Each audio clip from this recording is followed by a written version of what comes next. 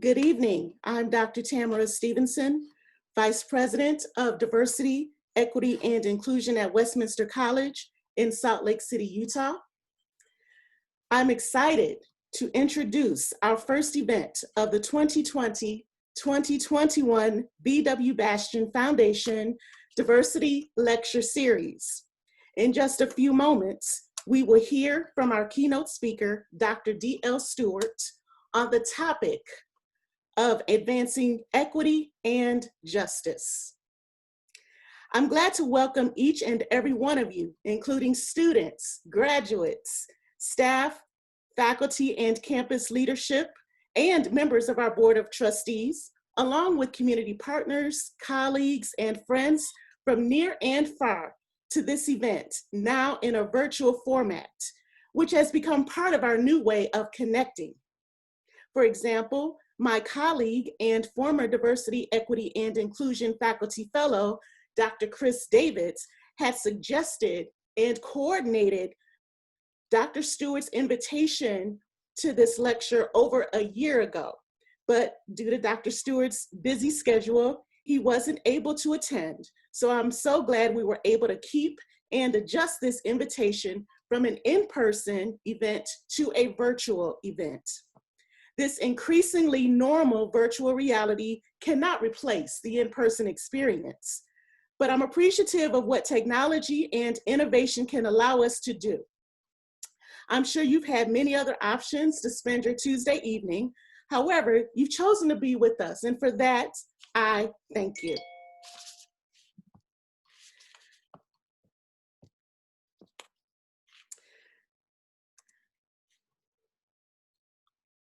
I'm delighted to recognize our presenting sponsor, the B.W. Bastian Foundation, which supports local and national institutions that benefit, encourage, and preserve the rights of individuals, promotes equality for the LGBTQ+ community, and support of HIV/AIDS programs. On behalf of the college, I'd like to thank the B.W. Bastian Foundation for their longtime partnership with Westminster to make this diversity lecture series possible. Also, I extend gratitude to the following organizations for their partnering sponsorships of our diversity lecture series, along with the Bastian Foundation, including Cigna, Zions Bank, and Jones Waldo. At this time, I'd like to acknowledge Utah's indigenous populations, the Goshute, Diné, Paiute, Shoshone, and Ute peoples. I ask you to join me in acknowledging these communities, their elders, past and present, as well as future generations. We acknowledge their stewardship of Utah's lands through many generations. Before we begin, a few housekeeping details. To ensure that the lecture goes smoothly, please mute your audio and use the Q&A function to post your questions. The chat function will be used to message relevant information going forward. Also, this event is being recorded for archival purposes.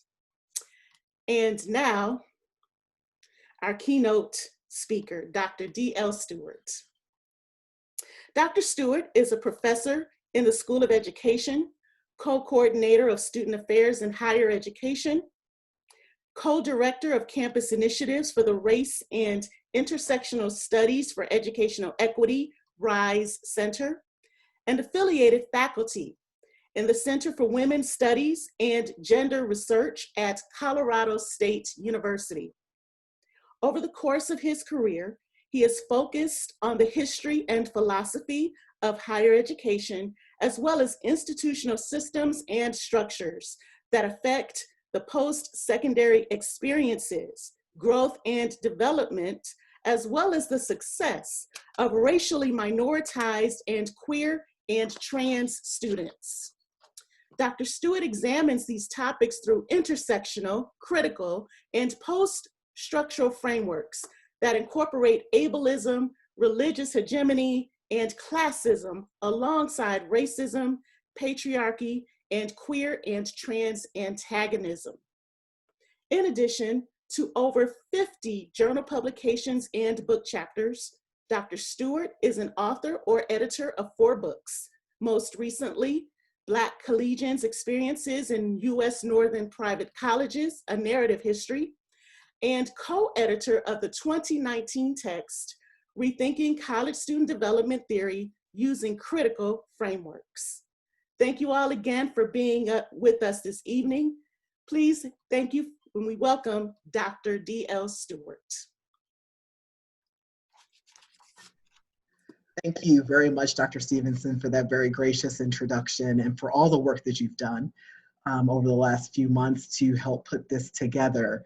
I would be remiss if I did not also acknowledge Dr. Chris David's work over the past year and a half or more even to bring me to Westminster. And so thank you all very much for the support. To the Bastian Foundation, thank you so much for the support of this series as well.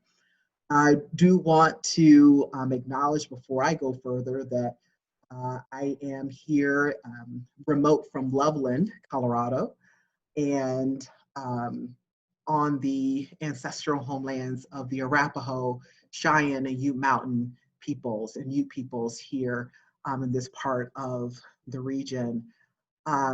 Colorado State University being a land grant institution, is, as all land grant institutions are in this country, are directly beneficiaries of the attempted genocide and land theft committed against Native peoples in this country. And so we owe a great responsibility and burden to be very careful about how we show up in our space, what we are doing to decolonize our practice in my teaching. And I take that very seriously, take responsibility very seriously. So I'm going to begin my presentation here.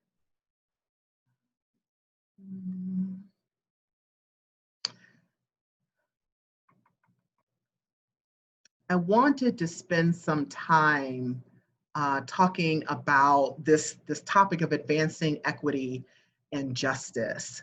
And I would ask, I think we're gonna have time toward the end for questions and just from general discussion. And so I'm gonna ask folks to hold your questions until then, particularly because I won't be able to see them really effectively in the chat while I'm presenting. But my thoughts around this have been probably rolling around my head for as long as I have been involved in colleges and universities over the last 2 decades as a faculty member, teaching, as Dr. Stevenson noted in her introduction of me, about student affairs, the practice of working with students mainly outside of the classroom in their co-curricular, residential opportunities and areas, right? As well as just generally thinking about how institutions of higher education show up when we have conversations around diversity, inclusion, equity, and justice. So I just want to share some of based on my observations and my thinking about this as I have read, been informed by the research and scholarship that many colleagues of mine across the country have done related to U.S. higher education and issues of equity in education, and what all that might mean for how we would move forward at an institution perhaps like Westminster, right, to advance equity and justice. So as I start, I want to share what my entering assumptions are, okay, that inform how I come into the conversation. First, people shape institutions and institutions shape people. So we often have this conversation about how institutions are doing this, that, or the other, without necessarily recognizing that people make up those institutions. On the other side of that though, institutions also shape people. So there is a bidirectional relationship there. Institutions are not, we need to not anthropomorphize institutions. Institutions don't do things, people do things. However, the structure and the systems that institutions work within do shape us as individuals and how we come into that space. So that is my first assumption coming in. My second is that I believe that people want to do good work. I might take the risk of saying that those of you who have shown up to listen to me speak and to participate in this conversation this evening want to do good work. This is something you care about, something that you perhaps have some level of investment in and want to do better at or continue to do good work in. And so I believe that. I don't think that people who come into these conversations do so from a place of hostility or wanting to undermine those efforts, but genuinely want to do good work here. Going along with that, I believe that people are doing the best they can most of the time with the awareness, knowledge, and skills that they have, right? So people are doing the best they can. That doesn't mean that people are doing the best, and that goes to the next point. But they do the best that they can with the awareness, knowledge, and skills that they have. And so we can only do what we know to do, right? We can only operate out of the knowledge base, out of the skill set that we have, right? And so, again, I'll roll into the next one. That doesn't mean that we can't act in harmful ways, and often do act in harmful ways, okay? And so that's something I also keep in mind. We want to do good work, we're doing the best we can, and we can still act in harmful ways, okay? I think also related to all of this going forward is that people are guided by the tacit assumptions they have internalized about what the problem is, as well as what the solution might be, okay? So when I think about this, it's really tacit assumptions are those unquestioned beliefs that we have. They are so natural to us that we don't even see them anymore. We're not even necessarily consciously aware of them most of the time. They're just how we operate, okay? And those tacit assumptions, though, influence us significantly. And so they shape many things, but one of them being what we think the problem is and how we name the problem. But it also shapes how we approach the solution, what we think the solution should be, let alone what it might be, okay? People's tacit assumptions differ, though. You and I, all of us in this space together, have likely different sets of tacit assumptions, right? And because of that, what we think the problem is and what the solution might be is also going to be different.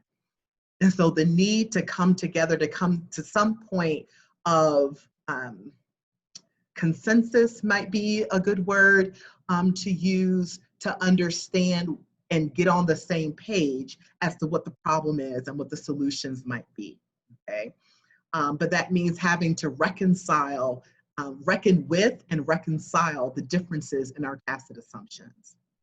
And then finally, I believe, and one of my assumptions coming into this conversation is that those who are the most impacted need to be centered in conversations about equity and justice, not others, not those who are not impacted, but those who are impacted need to be centered in the conversation about equity and justice. It begins with them. Okay, so if we're talking about issues of racial equity, for instance, and many people over the last 6 or so months have been trying to have conversations around racial equity and anti-Blackness, the people who should be centered in those conversations, particularly if we're going to talk about anti-Blackness specifically, the people centered in that conversation need to be Black people. That is one of my assumptions that I have. If we're going to talk about how we work to decolonize education, the people at the center of that conversation need to be Indigenous people, okay? So those who are most impacted need to be centered in conversations about equity and justice. So that gives you my 7 entering assumptions that basically capture how I enter the conversation and why I come at this the way that I do, okay? So moving toward equity and justice. I believe that diversity and inclusion and equity and justice represent a continuum. They're not a binary, so they're not mutually exclusive. one is not an either or, but it is a continuum.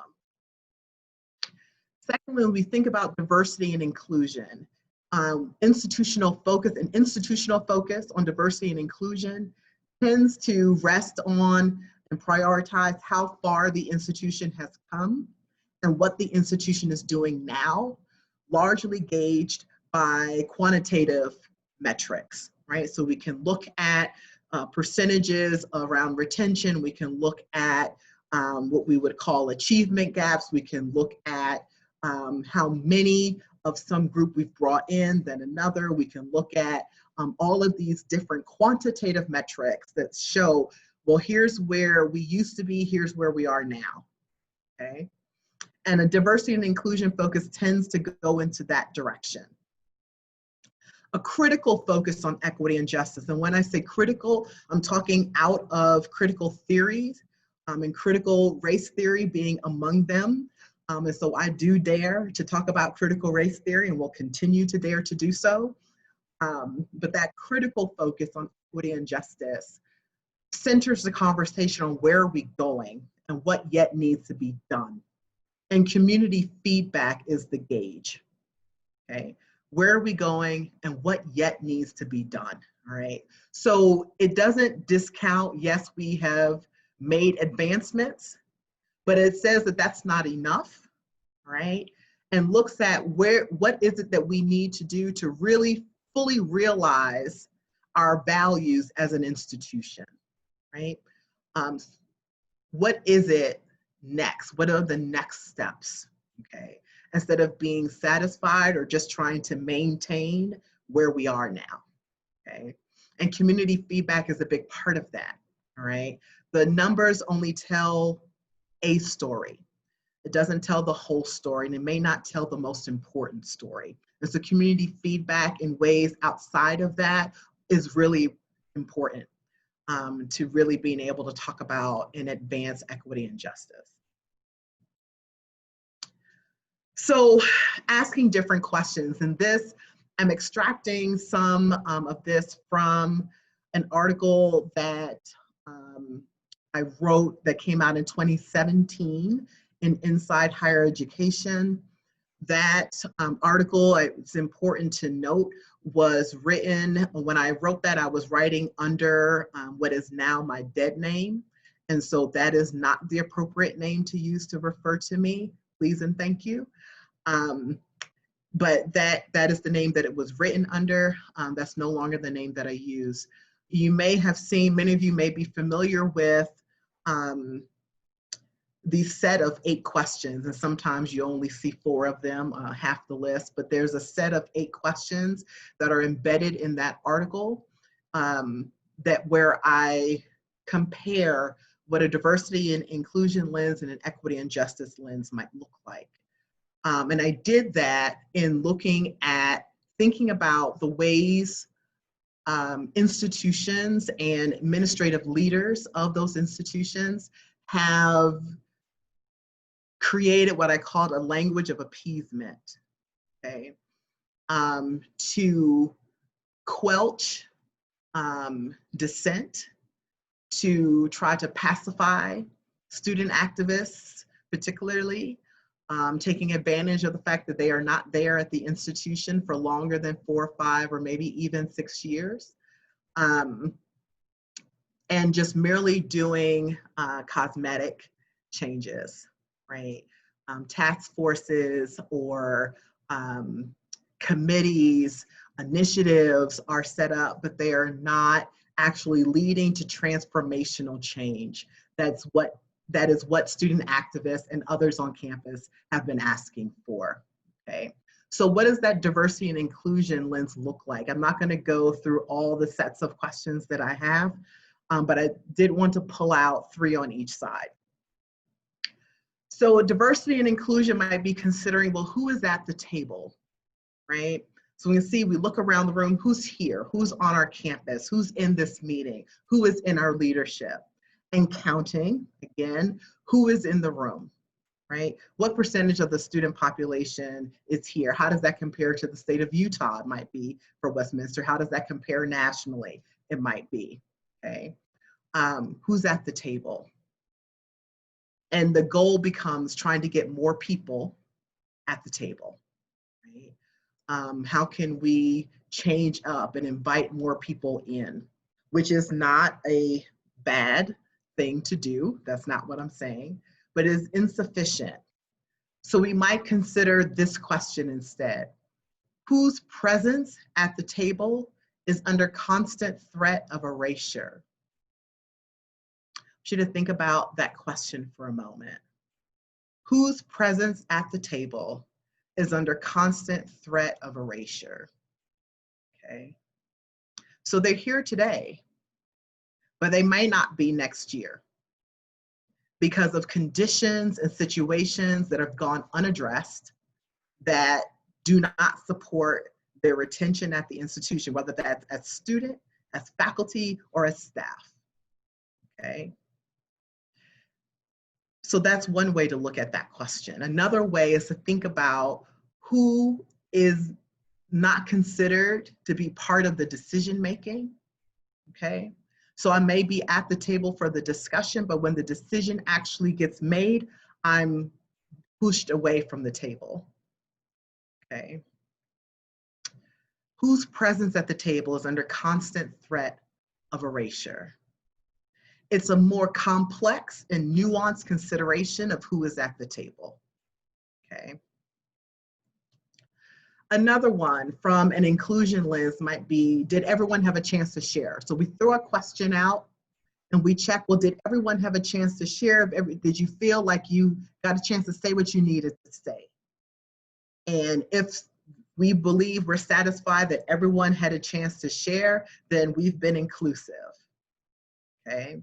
We have stories, our magazine that goes out to our alumni perhaps may have stories and pictures from students from multiple backgrounds, okay? Does anyone have a chance to share? So we're including our awards. Who's getting our awards, right? Have we included the community in that, okay? Another way to think about, did everyone have a chance to share? That's not a bad thing, but it's not enough. We might consider perhaps whose ideas won't be taken as seriously because they aren't in the majority or they have lower status than others, okay? Whose ideas won't be taken as seriously because they aren't in the majority or because they have lower status.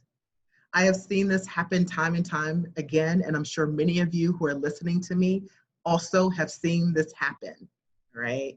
So there's a vigorous discussion going on. Not everyone agrees, particularly about something related to minoritized students, whether that be minoritized by race, sexuality, gender, social class, generational status in college, disability, international status, etc.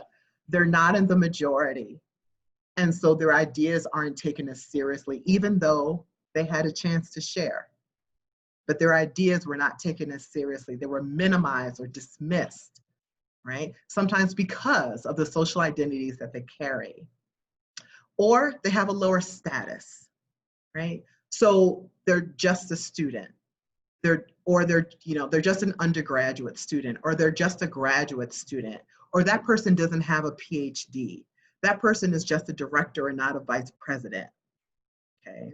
So there's all of these ways that hierarchical power comes into the conversation to undermine, does everyone have a chance to share, okay?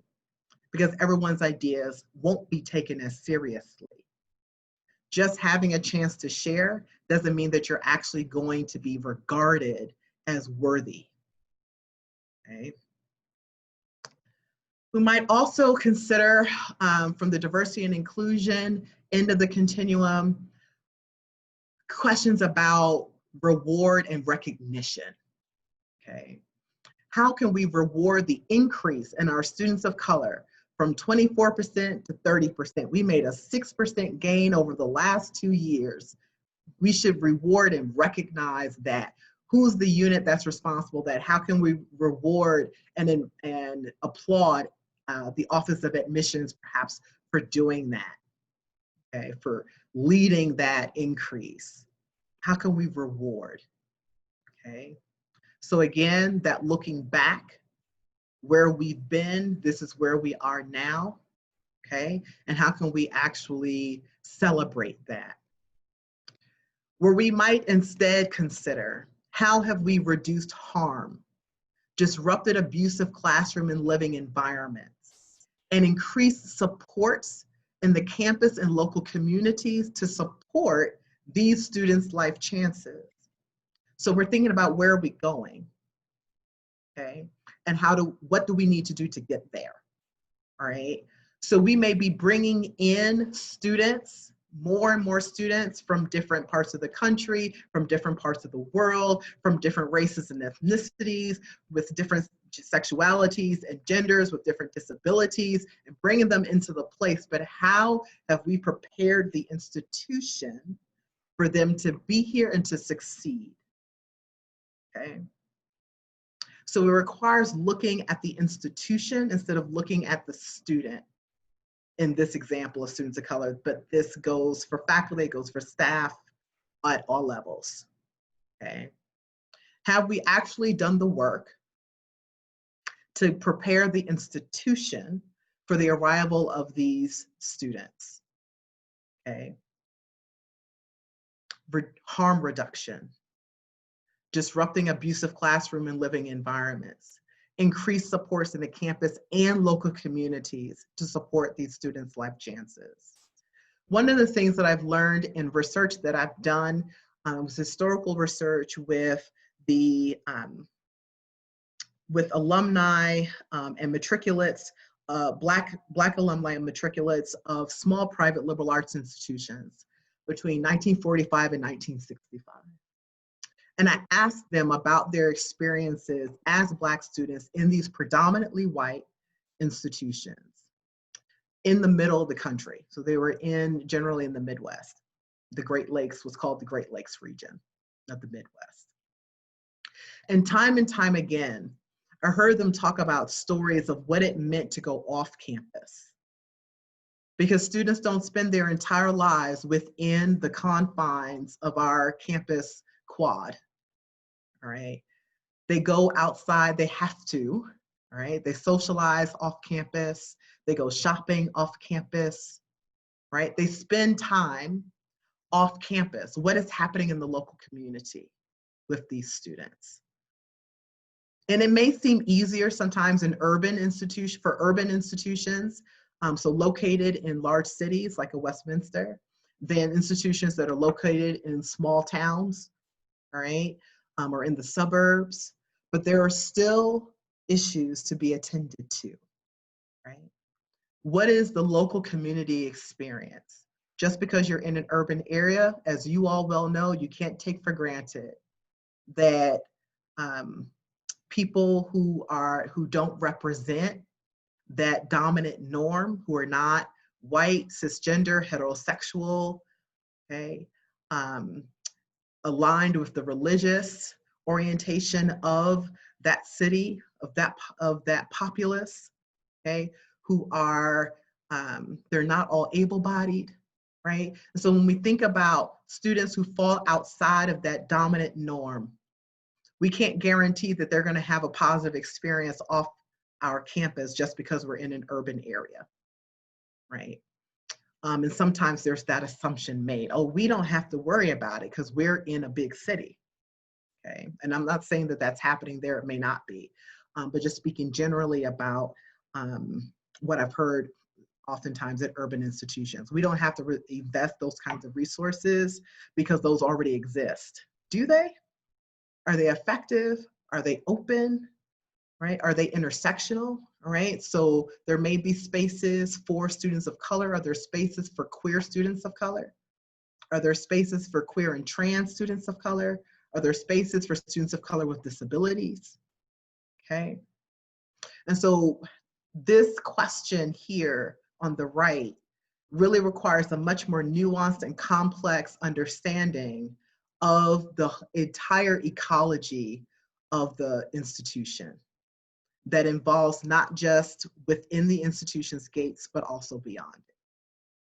So we ask different questions when we come from these different lenses, all right, where our assumptions are anchored in one end of the continuum or the other. We end up asking different questions and we make different assumptions about what the issue is and what the solutions can be, okay? Asking the questions on the left leads us to a whole different kind of conversation than asking the questions on the right, okay? So what does that mean in terms of actually doing the work? So what are the attendant practices for equity and justice? What might we do differently in our actual policy, institutional policies and practices?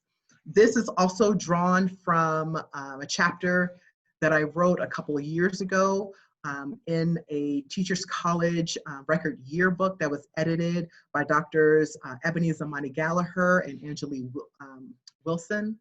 Walton, excuse me, who edited this amazing book. And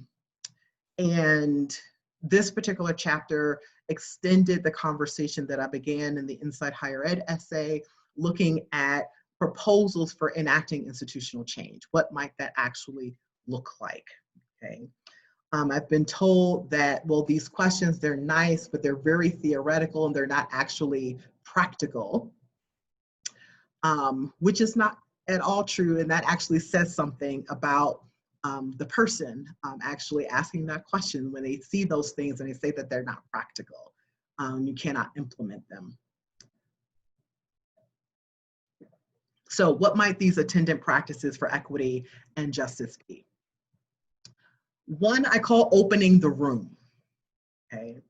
And by opening the room, I mean really considering who are we bringing in to our space, okay? And why are we calling it our space, right? So how can we release ownership of our institution? How can we release ownership of that? And particularly the ways that often shows up, that ownership shows up, is that we might bring in and admit students from different parts of the country with different backgrounds, first gen status, who are Pell eligible, who are students of color, et cetera. But we look for folks that still mainly look just like us, still. They just have this one difference, but generally they still fit the mold, okay? That's not really opening the room. That's not really allowing your institution to be transformed, right, and impacted by people who have very different understandings, right? Those tacit assumptions, very different about how the world works and their place in it, okay? But when we open the room, when we dare to say, we are going to recognize the value and the worth of people who come with different sets of tacit assumptions, with different metrics of quality, okay? We allow actually equity and justice to be able to come into the space, okay? And to lead to the transformation of the institution. Along with that, the second practice is valuing minoritized voices, valuing those voices. And so making sure that regardless of the status that they may hold, whether they're students or don't have a PhD or are a director and not a VP, et cetera, whatever their institutional hierarchy, wherever they sit in the institutional hierarchy, that their voice is valued, okay? And so it's not just they've been heard, they've had a chance to speak, okay? Or you asked, did anyone have anything else and you didn't hear anyone else talk and so therefore you moved on, all right? But really seeking out and centering the voices of those who are minoritized, who don't come into the room with the benefit of the dominant paradigm on their backs, okay? It means listening first to them. So this is my last assumption that I began with in my introduction, that looked at the people who are the most impacted need to be at the center of the conversation. This is what valuing minoritized voices is about, centering those folks in the conversation. Not just centering their issues, but centering their actual assessment of what the issue is and what the solution could be, okay? So opening the room, valuing minoritized voices. Third, rejecting the traditional norm, right? So our norms, our traditions for how we've always done things, and being willing to reject that, okay? And do something different, okay? It means being willing to start all over with a policy. Maybe we just throw out the policy instead of trying to tweak it to make it kind of work, right?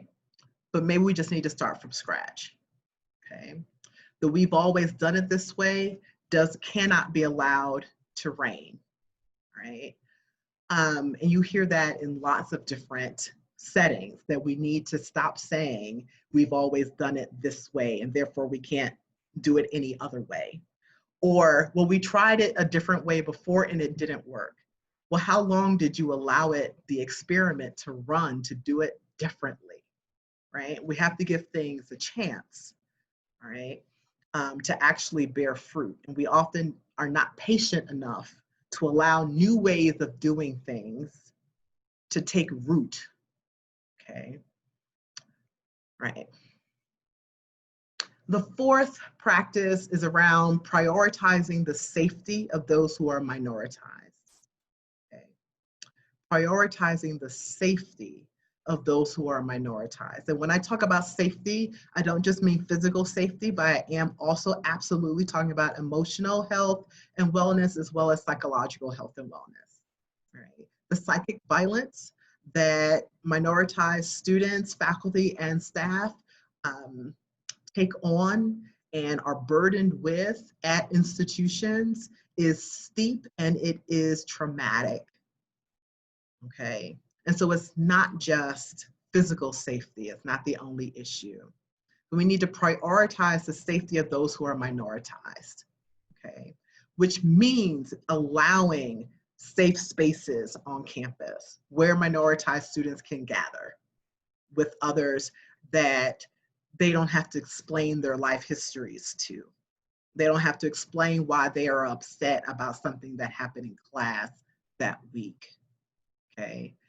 And it's particularly now in terms during these COVID times, during these times when we are moving everything virtually, it can be easy to strip away those spaces, okay? Because they are harder to recreate virtually, but they're nonetheless necessary, and in some ways even more necessary now, okay, than they may have been before.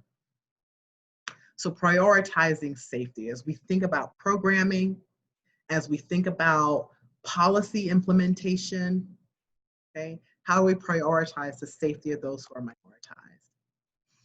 And then this might seem an obvious one, but advancing equity over equality, okay? Just had a conversation with some colleagues at my institution last week, and we talked about the ways that often people say they're talking about equity, but they're actually talking about equality, okay? And by that, I mean, many of you have probably seen perhaps this kind of cartoon image of three individuals and there's a baseball game happening and they're behind a fence. And many people have used this to show, well, equity is giving, you know, somebody, the shortest person, as many blocks as they need to look over the fence, right? And not giving a block to someone who doesn't need one in order to be able to see over the fence. And there has been some really valid critiques and criticisms of that image of saying that that's what equity is, because there's still a fence there. Why are we accepting the fence being necessary, right? Maybe justice and real equity is about tearing down the fence. This also goes back to rejecting the traditional norm. We may have assumed that the fence always needs to be there, does it? Maybe we can remove the fence. Maybe we need to be removing the fence. And that's about advancing equity over equality. Not trying to get everybody on the same level, and particularly when that level is set by white, middle class, able-bodied, cisgender, heterosexual students, okay? When they're the bar, we're not centering people who are minoritized. When they are the bar, we are not prioritizing the safety of those who are minoritized. When they are the bar, we are not practicing equity, okay? We're not trying to get them equal, minoritized students equal, because that allows to maintain the presumption that this is valid, that this is the way of understanding and being that is optimal, right? And it is not. We might also, another practice is designing educational programming that showcases critical thinking, okay?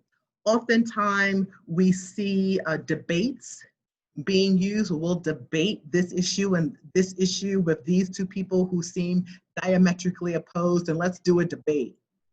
And sometimes in doing that, there's not consideration being made to prioritize safety for those who are minoritized in terms of psychic violence that can happen in those kinds of sessions. Why do we need to promote someone whose views are dehumanizing to certain groups of people? Okay. How can we use educational programming to showcase critical thinking? And an outcome that we say as institutions of higher education say they want, right, to promote. And then awarding outcomes and not window dressing, okay? This is the last practice, awarding outcomes and not window dressing. So what have you actually, when we look at, and this goes back to the questions before that last one, how have we actually reduced harm? How have we actually improved conditions? How have we actually made it more possible for minoritized groups to be successful here on their definition of success, not even necessarily ours, okay? Awarding outcomes and not window dressing. So, okay. Oh, this one more, reversing disparate policy effects, right? How do we reverse disparate policy effects? So we see we've had a policy in place and we notice, wait a minute, this group of people always end up on the wrong end of this policy. Maybe the problem is the policy, right? And so people realize that, that's awesome. They change the policy, great. But you know what? There is still this whole other generation of people who were ill-served by that policy, okay? How do you reverse those effects? So changing the policy is not just about changing the words on the paper, it's about changing how it's enacted and implemented, and it's about reversing the negative effects that the previous policy had. Reversing disparate policy effects is an intended practice for equity and justice. So you might think, well, DL, are you diversity and inclusion, equity and justice. You said before that they're a continuum, they're not these mutually oppositional binaries, but they work to, how do they work together? Something you may be asking. Well, we consider, well, is it a linear process, right? Some people I've heard talk about, well, we need to start with diversity and inclusion. Or our people that we're working with, our faculty, we're just trying to get them to understand diversity and inclusion right now. And then we can get to equity and justice. Okay. And so it's perceived, well, maybe it's linear, and so we work on diversity, and then we work on inclusion, and then we go to equity, and then we go to justice, and then we work on maintaining the whole thing. Another question, another approach might be, well, is it a continuous cycle? Okay. Where we can always be engaging in equity practices. We can always be engaging in justice practices at the same time as we engage in inclusion and diversity, and they feed on each other, right? So we go around and continually working on the cycle, because equity and justice, my friends, is not a destination. It's a journey. There will always be work to be done, always. And so we can't wait to get to equity. We can't wait to talk about justice until we have had a diversity and inclusion conversation. We cannot wait, okay? People cannot afford for us to get our acts together and then get to equity and justice. Getting our acts together is part of the conversation. Equity and justice is part of the conversation of getting our acts together. Okay. And the reality is, as we practice equity, we become a more diverse institution, which is going to push us to practice equity further and justice further, which is going to push us to be more inclusive, which is going to push more diversity, and the cycle just continues. Okay. But we cannot wait to get through to check off other boxes before we get to equity. We have to be basically learning how to walk and chew gum at the same time, okay? And so as I begin to conclude, and then we have like a really generous time remaining for discussion and questions, which is where I like to operate mostly anyway, is in that space. That's where I think the richest conversation and dialogue takes place. But I'll wrap up this portion with these thoughts. Equity and justice are about transformation, not evolution. Okay. And by that, I mean, when we think about evolution, the slow, steady, small incremental changes that may happen over many, many, many, many, many years. Okay, that's evolution. Equity and justice are really about transformation. Okay. Now, that doesn't mean transformation is immediate. Transformation also takes time. It's not going to happen all in 1 year. It may not happen in 2 years. It may take 5, 10, 15 years to fully transform an institution, but it's not incremental change. Transformation is not incremental change. Transformation is radical change, okay? It's taking seriously the need to go someplace different than where we're headed, and to do what's necessary to get to that destination and the journey there, okay? The destination being the journey that we need to take, okay? Along with that, this is ongoing work, okay? This is not something, well, we'll make this change and we'll pilot it for a semester or a year, and then we'll evaluate and see if we're going to continue. Mm-hmm. Ongoing work. Doesn't mean you don't stop and assess the efficacy of what you're doing, but the work is ongoing. Like I said before, the destination is the journey, okay? To stay in the work. Along with saying that, colleges and universities are particularly difficult organizations to transform, okay? Now, why is that? Oftentimes when people offer that insight, they're talking about that's difficult because of the people who stay in the institution for a really long time, and they target senior level, or maybe not even, they target senior level faculty. It's those tenured faculty. That's why the organization is hard to transform.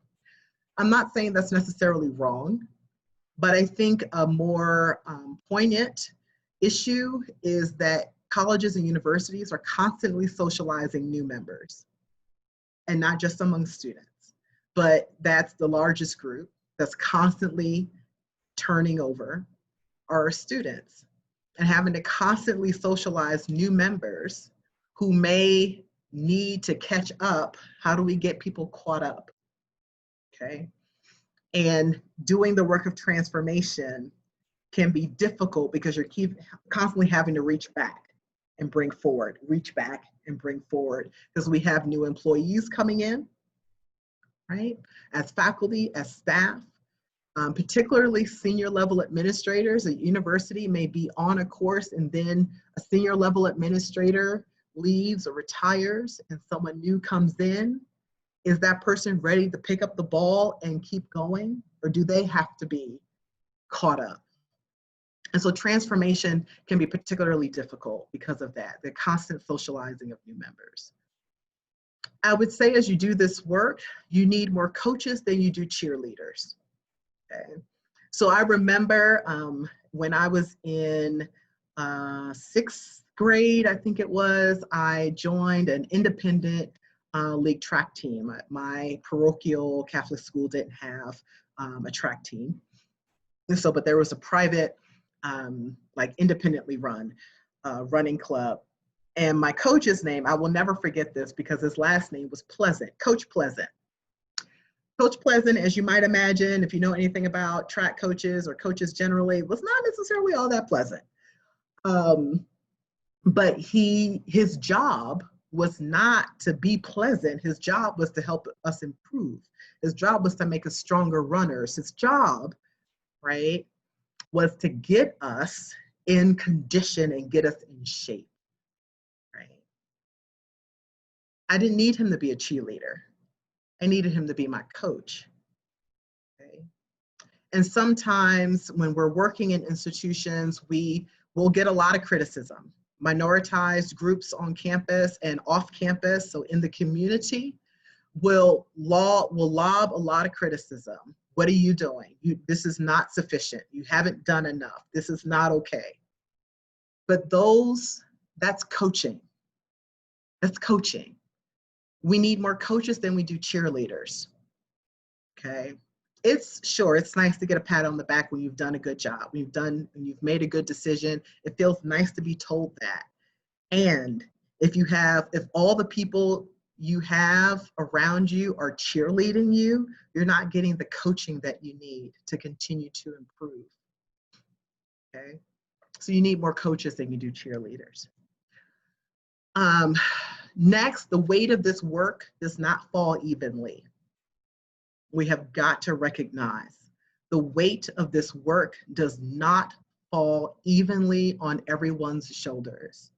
There are some people who are picking up a lot more of the burden, and there will always be more people, there will always be people who are picking up more of the burden than others, okay? That often happens, and she didn't know I was going to do this, but folks who work in positions like Dr. Stevenson, chief diversity officers, vice presidents of diversity, and their staff, if they are fortunate to have a staff with them, the weight of the work often falls on them. The weight of the work falls on faculty of color. The weight of the work falls on disabled students. The weight of the work, okay, falls on people who are minoritized. It doesn't fall evenly on everybody. And when we say, when I hear institutional leaders say, well, this is everybody's work, okay? It may be everyone's work. Yes, it is everyone's responsibility to do this, and the weight of that responsibility is not taken up evenly across the board, okay? And so when we're looking at evaluations, when we're looking at assessing performance, when we're looking at merit pay and things of that nature, how do we recognize that the weight of the work is not falling evenly and that some people are picking up more of the burden? Some people are carrying more of the load than others. How do we recognize that, acknowledge that, okay? And not just in terms of coins, right? But also in other ways. How do we recognize the burden, the psychological, the emotional burden? And sometimes it also manifests physically, the burden of doing this work. Closely related to that is my last thought. How do we make the work sustainable? And the workers, right? How do we support the sustainability of the work and the workers? This is not easy. These conversations are not happy-go-lucky conversations. They're difficult, they're hard, they can be heart-wrenching, and to do it well means to be deep in it. How do we make the work sustainable? Okay. How do we sustain the people who are doing the work, particularly for those whom the weight does not fall evenly? Okay. So sustainability matters. Okay. In that. So I will stop there and see if there are questions. I see there's a couple things in the Q&A. I don't know, Dr. Stevenson, if you want to read them out or how you want to work it from this point. Yes, I'll be glad to read the questions because I have my own. So Great. I'll take some liberty and share my questions and give folks some time to post their questions as well. And before I do that, I want to say thank you for what you have shared with us tonight. It has such a longevity to it, just a solid content to be able to think on as well as act on. So to your point about the criticism you got about some of the points you shared being too theoretical, right? Yeah, that just seems to be a way of escape instead of trying to actually engage in the work. So I appreciate what you shared here because I can easily see ways to guide what I'm working on at Westminster. My question is based on your seventh assumption that you shared, and I think what it's also connected to the attended practices, that list you had for equity and justice. And so just reminding us of the need to center those most impacted. My initial thought was, well, how to do that when it sort of seems as if those that the issues that we're trying to address, those that are being impacted the most, either don't want to be centered, are concerned or fearful about being centered. Mm-hmm. How do I mobilize that? And connected to that is when you talked about valuing minoritized voices. It's a similar question, right? So that there's some emotional labor connected to that. How do you ensure that you're using those voices are being used to transform and not exploit? Right. Yes. Thank you. That's a wonderful question, and it's so important. And let me start maybe by giving this clarification. When I say center, I don't necessarily mean put it on the spotlight, mm-hmm. Right? You can, in thinking about an issue and how you think about an issue and how you approach the issue, be centering and prioritizing, right? The needs of those who are most impacted in that community who are going to be most impacted, right? It means maybe going to them to have a conversation instead of inviting them always to come to you or to a meeting, to a committee meeting and whatnot. You know, we want you to serve on this committee. We want you to do more labor and serve on this committee, right? How do we actually take, as institutional leaders, take ourselves into that space, okay? And say, and just listen, right? Instead of filling up the space with a lot of talk, how do we just listen, right? And so I think that becomes a really that's one piece, right? I think the other is related to what the point I just made about labor and inviting people to do more labor, right? Without reciprocity, right? It's not reciprocal. It's not compensated. And while I do mean monetarily, I don't just mean monetarily, right?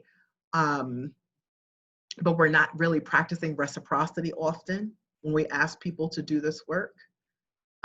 We're getting a lot from them, but we're not giving them a lot. And I think particularly when we talk about student activists, and also when we think about pre-tenure faculty, right, staff who are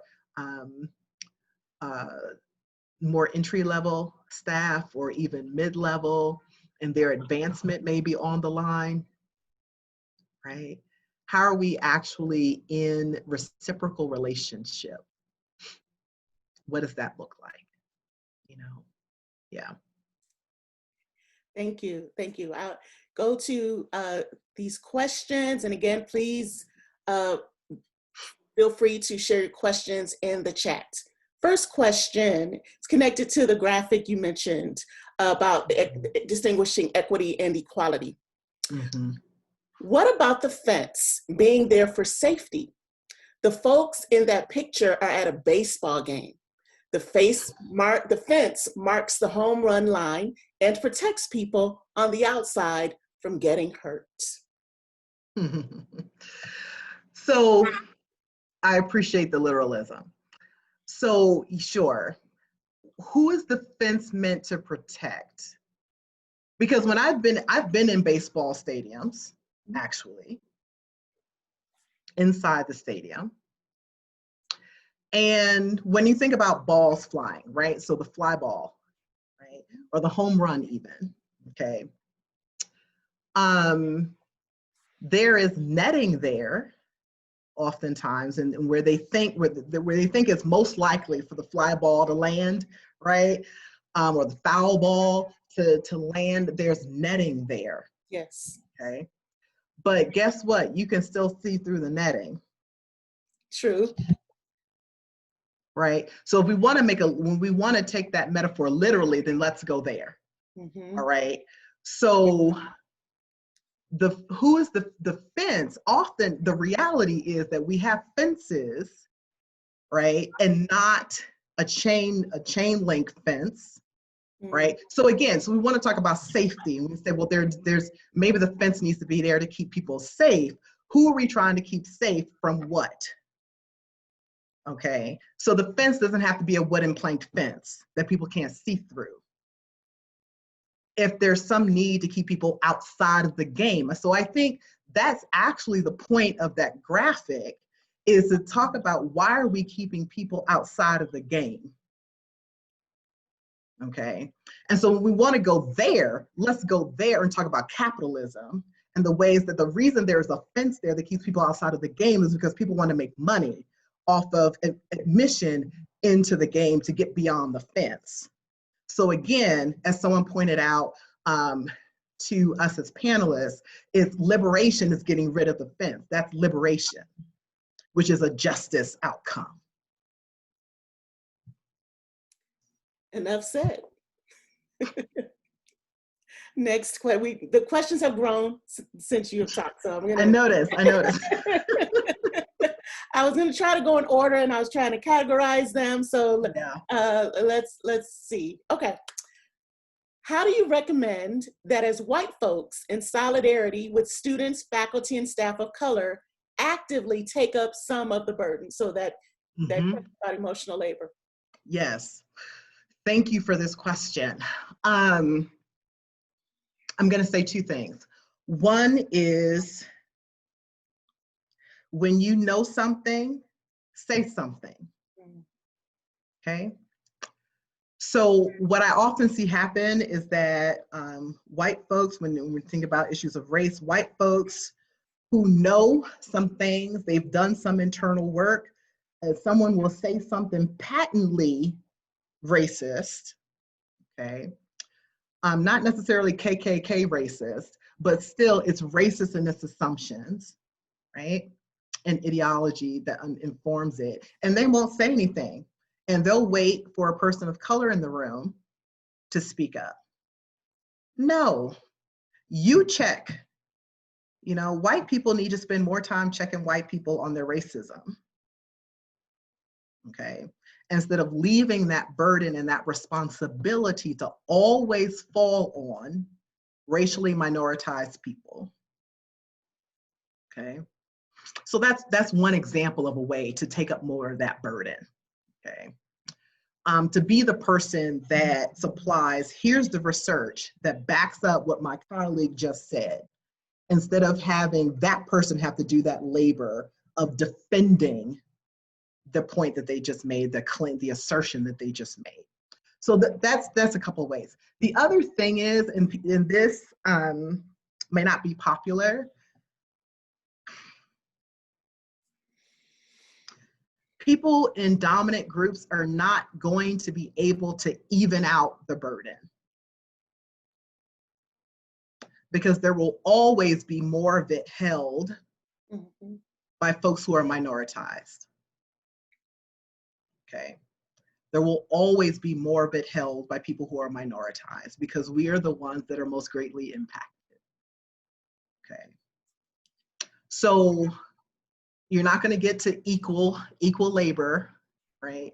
But there is, yes, a share that you can do, and there is work that you can continue to do, particularly within your own dominant group. Okay. So more of the work can be done within group versus out group. And I think that's something that I haven't heard said that way before. Mm-hmm. There's a distinction, an important distinction with that. Another word that I wrote down as you were speaking was this idea of, competitive allyship. As you were talking about centering and valuing voices, and it just reminded me that it seems like there's this competition to be the one to have supported those minoritized groups, instead of doing the real heavy lifting amongst your own. Mm-hmm. Absolutely. Absolutely. And I like using the terminology accomplice, and you see lots of people now using the language of accomplice over ally. And one of the ways that I explain why I prefer that language is so literally to think about an accomplice, right?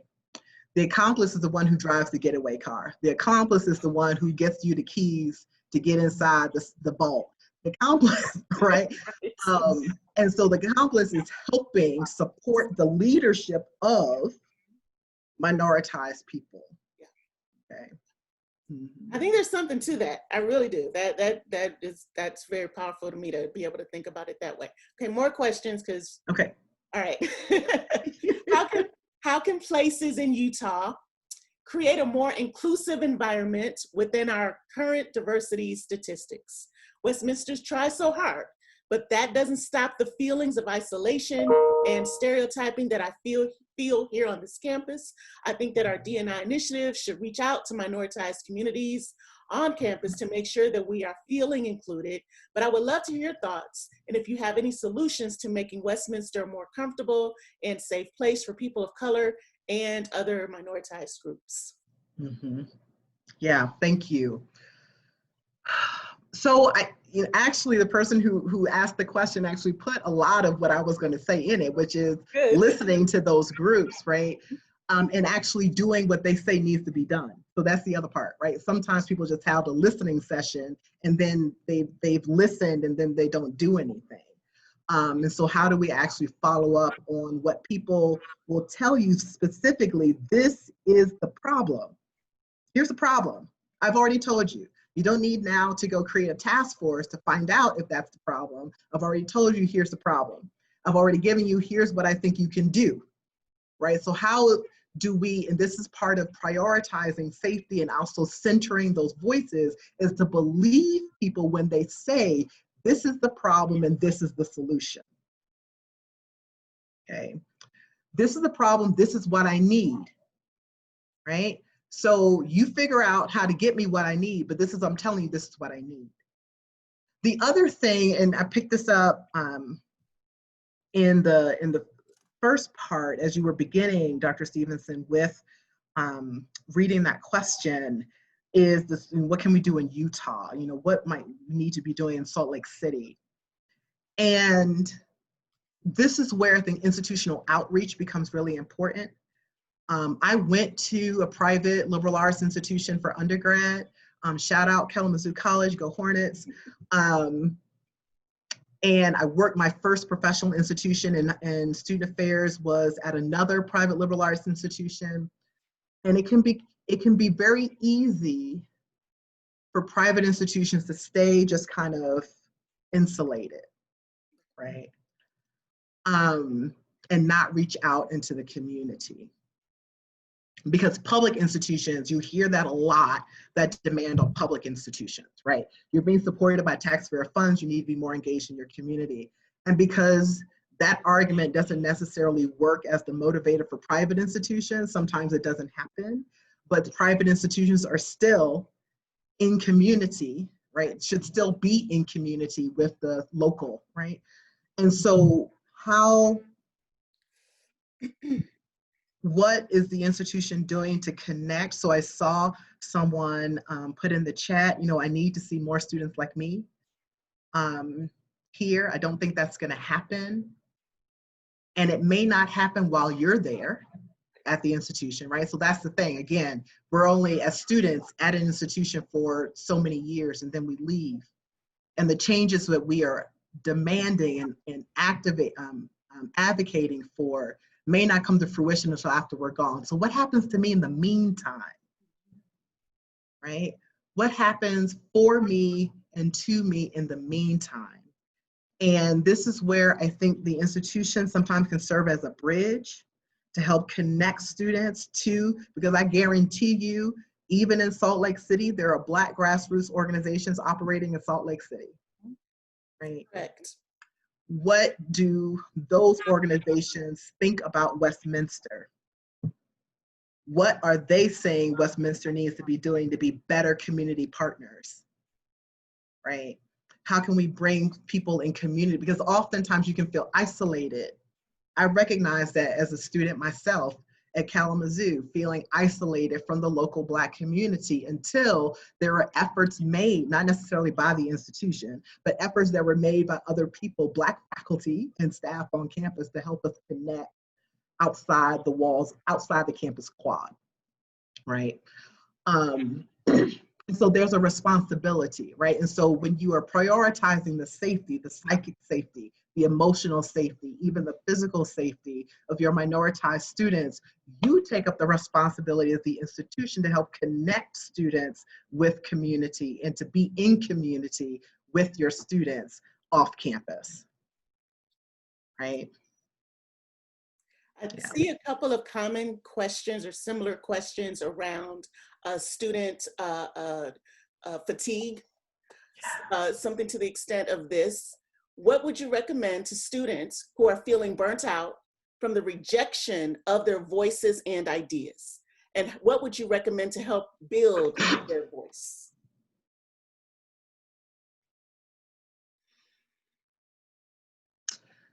You have the right to stop talking. If you are tired, you have the right to rest. You have the right to sit down. You do not owe the institution your labor. The institution owes you an education. And so when you are tired, sit down and let people know, this is why I'm sitting down.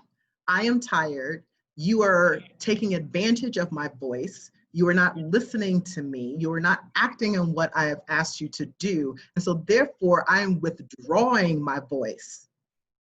I am withdrawing my labor, right?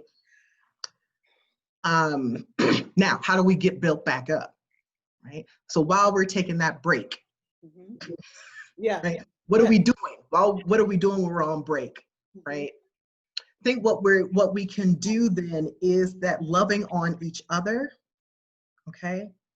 Loving on each other is restorative. It is powerful. How do we build each other up? And it's about recognizing, I see you, okay?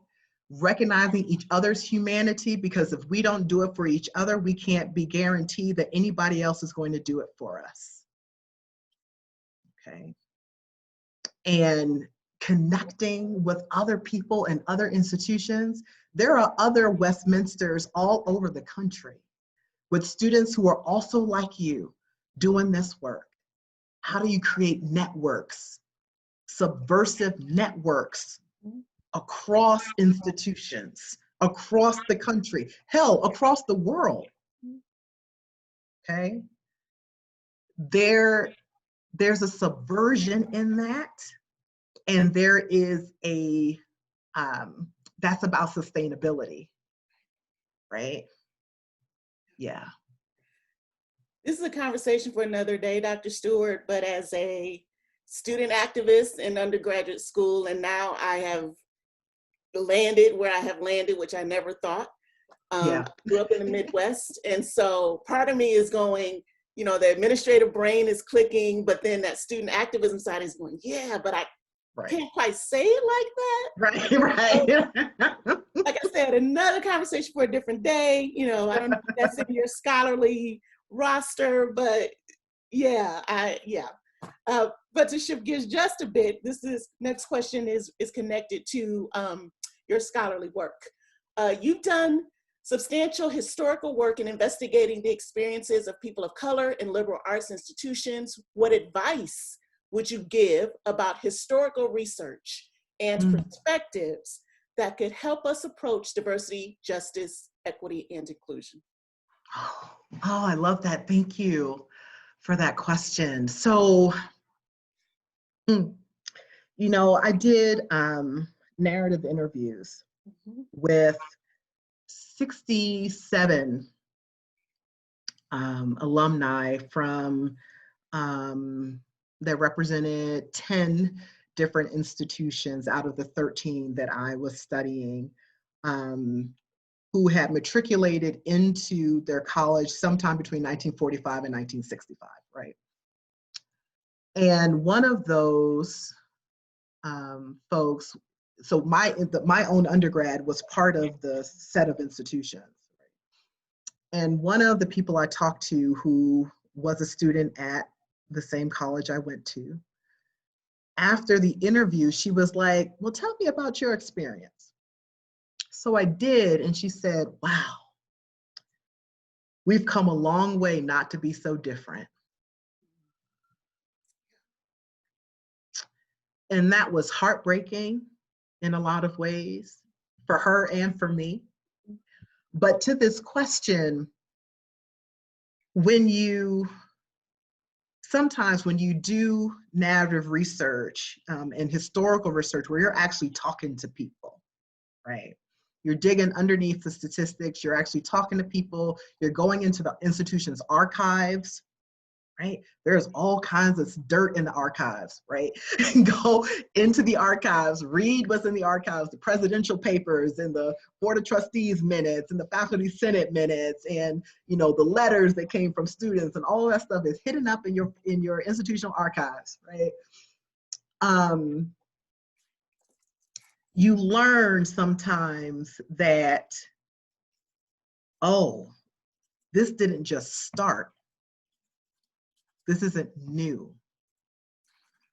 And as disheartening as that might be, it can also be encouraging, right? Because then you know, oh, there are some other people who may have some insight on how to deal with this situation, okay? And you can create intergenerational community. I think because of what I said earlier in my talk about the ways that students continue to come in and out of the institution, intergenerational building, community building can be very difficult, okay? But how can you reach out using historical research to find people to pull in intergenerational dialogue, okay? And you might be thinking, well, I mean, that person was here in the 60s. This is 2020. They can't, what? That's not relevant. Oh, no, yes, it is, right? Just as we have seen, you know, with the passing of our dearly departed John Lewis, who was recognizing and seeing, oh, what's happening right now, this is similar. And here's how we did it. Here's how we got through it. Here's something maybe you can use, right, in this present fight. And so that kind of historical research can tap you into that. It can also show you, oh, so here's all the things that the institution has been doing all along to try to divert and undermine the efforts that we've been doing. Oh, so this is not a new tactic either. Oh, okay. So now here's a way I might be able to do an end run around that, right?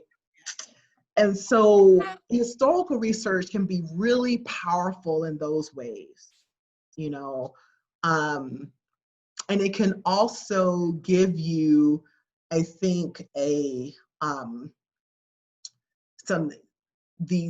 necessary material, data to show how far an institution has not actually come. Okay, we're still talking about these same issues. These issues were brought up by students in the 80s, and they were brought up by students in the 60s, and they might have been brought up by students in the 40s, right? And we're actually not making any progress. And so, you know, looking at the institutional leadership, we need to stop we're stuck in a rut, and we need to move, you know, and history can show you that, you know. Dr. Stewart, I think that has to be our last question. We're coming close to the end, and there are so many wonderful questions that are in the Q&A, but I think we gotta stay on time. I have a couple of closing remarks, but I'd like to just ask if you would offer some concluding remarks for us, as we think about what you've shared with us tonight. What's coming? You know, there's an election in a number of weeks. What's your take on what's happening now, and you know, how can we think about this in productive ways? If that's too much. I'm about to say, Dr. Stevenson. Yes, I apologize. Well, we have 4 minutes. So one of the things, and I'll say this, I think about, you know, folks I follow on Twitter like Mia Mingus and Charlotte Clymer, and you know, so many folks. I'm gonna start calling names, and I'm gonna get in trouble because I missed somebody. So I'm not gonna keep calling names, but have pointed out the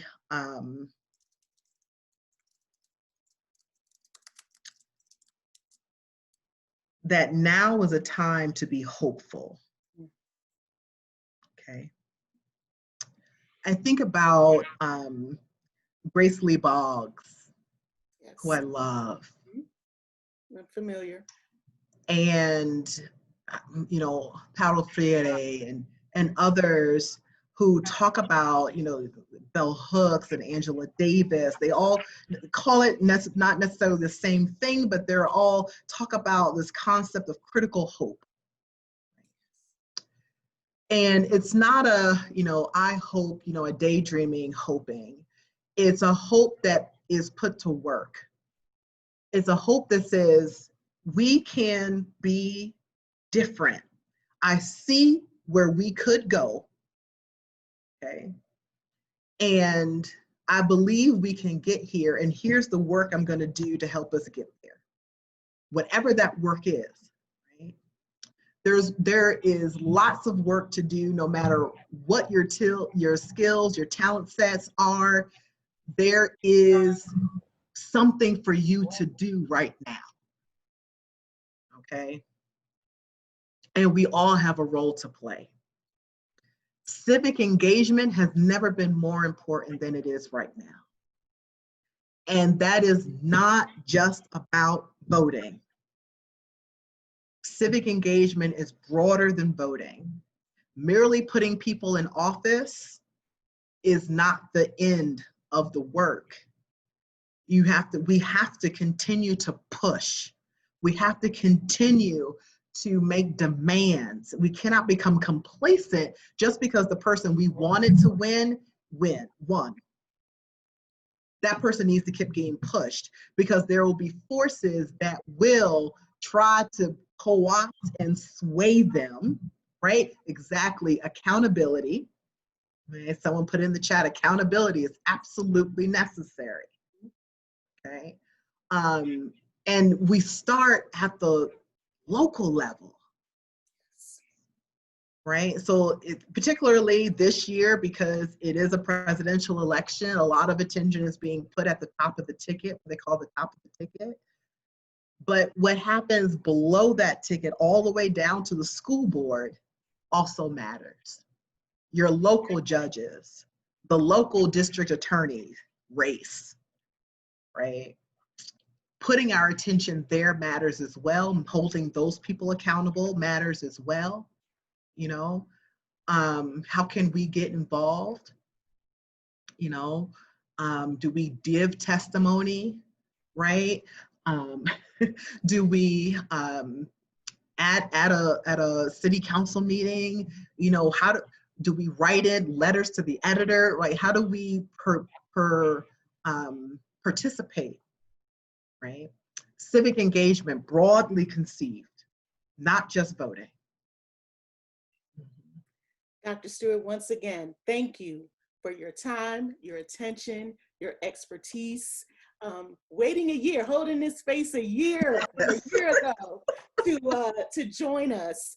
And who knew we would be here like this at a time like this? So this just makes your work all the more relevant. I know your voice will be echoing throughout our campus as members of our campus community will view this. We didn't have enough capacity, you know, technologically to get everybody who wanted to be here. The Eventbrite RSVP sold out at 250 registrants. So clearly there was an interest, there was a demand, and I'm sure that will continue. So I thank you for taking the time to share with us. I'd like to thank everybody who showed up, who, you know, in the chat and the questions, and all of the folks who support this series and support the work that I try to do on our campus. Our next Bastian event is Wednesday, October 14th. The working title is Rethinking LGBTQIA Students in Collegiate Contexts. And I'm looking forward to that event for several reasons, so you'll have to tune in to find out why. And then on October 8th, we are having a special panel called How to Be a Bitch, Reframing the Realities of Women in Leadership. And that's actually the title of a course that I teach with my communication program chair, Dr. Kim Zarkin, and that is going to include a panel of Utah women of color legislators. And if October 8th is ringing a bell for you, that's because it is the day following the vice presidential debate with Kamala Harris and Mike Pence at the University of Utah. Again, that was scheduled over a year ago, and we thought we'd be in Kingsbury Hall at the University of Utah. It's gonna be, most of us will be watching that virtually. And then that next night, we'll be hearing from these Utah women of color legislators about that and so much more. So please stay tuned for those 2 dates and save those dates. And again, thank you, Dr. Stewart. Peace and goodwill to you and to everyone who joined us tonight. Thank you so much, everyone. Have a good evening. Good evening.